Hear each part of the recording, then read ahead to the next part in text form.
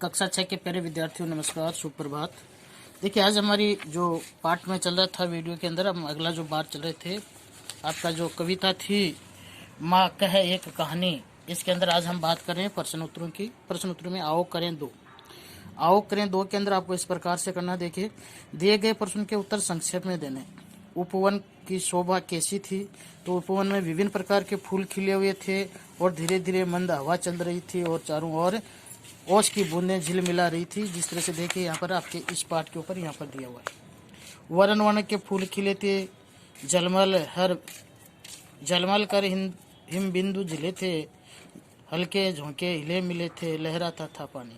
तो इस तरह से बगीचे की सुंदरता थी, उपवन की सुंदरता थी। माँ ने बालक को हठी क्यों कहा? क्योंकि बालक कहानी सुनने के लिए जिद कर रहा था। पिता जब बाग में टहल रहे थे तब अचानक क्या हुआ? अचानक एक घायल पक्षी आकर के उनके पैरों में गिरा। शिकारी और बालक के पिता में विवाद क्यों बढ़ा? घायल पक्षी को लेकर।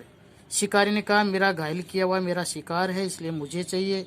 और पिता ने कहा कि मेरी शरण में आया हुआ है, इसलिए मैं इसको बचाऊंगा। ये मेरी शरण में आए हुए पक्षी को मैं मरने के लिए, खाने के लिए नहीं दे सकता।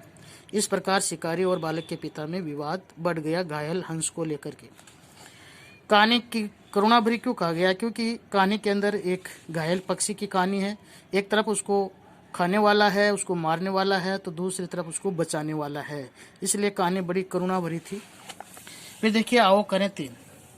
दिए गए प्रश्न के उत्तर विस्तार से दीजिए। इसके अंदर देखिए, प्रस्तुत कविता में पक्षी किसको दिया जाना चाहिए था और क्यों? तो इसके उत्तर में आप लिखोगे, पक्षी बालक के पिता को दिया जाना चाहिए था, क्योंकि वो उसकी रक्षा करने वाला था। रक्षक को ही किसी की जिम्मेदारी देनी चाहिए, किसी भी जानवर, प्राणी, पशु, उनकी बचने की, क्योंकि वो उसको जीवन दान देने वाला होता है।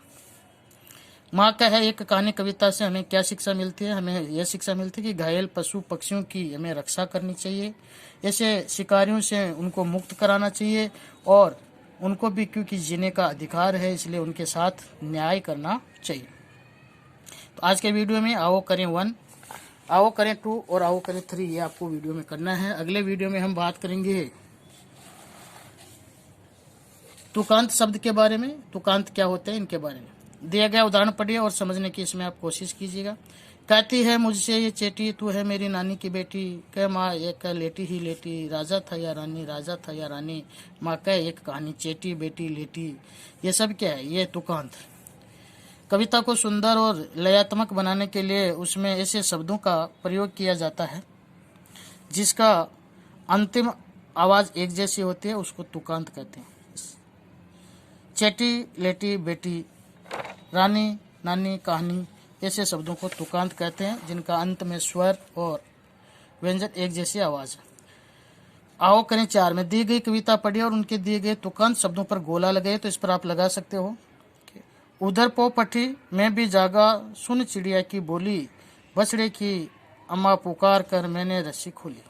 तो बोली और खोली पे गोला लगाना। धर धर कर फैन उठाते धार दूध की आई, उधर चली चक्की गीतों ने अपनी तान मिलाई, आई और मिलाई। मुन्ना जगह तिलक जिसको लख में हो रहा निहाल, जिसको लख हो रहा मैं निहाल, धरती मेरी प्यारी माँ है मैं भी धरती का लाल। तो निहाल लाल। तो देखिए, बोली, खुली, आई, मिलाई, निहाल, लाल, ये तुकांत शब्द है। इनके ऊपर गोले आपको लगाने हैं। आज के वीडियो में आगे देखिए, अगले पेज के ऊपर और कहानी है। बजी गले की घंटी यूं ही बेलों को पुचकारा, ममता का संबंध पुराना उनका और हमारा, पुचकारा और हमारा। हल है मेरे साथ जुए में वे खंदा देते हैं, गो के जाए मेरे श्रम में दूना रख लेते हैं। दूना हल को चलाने का जो भाग होता है, देते हैं लेते हैं। हंस पड़ते हैं खेत बाग में उड़ते हैं रसाल, धरती मेरी प्यारी माँ में धरती का लाल। रसाल और लाल, इन पे तुकांत है, तो इनके ऊपर आपको गोला लगाना है। अगले वीडियो में हम बात करेंगे आओ करें 5 की। तब तक के लिए नमस्कार।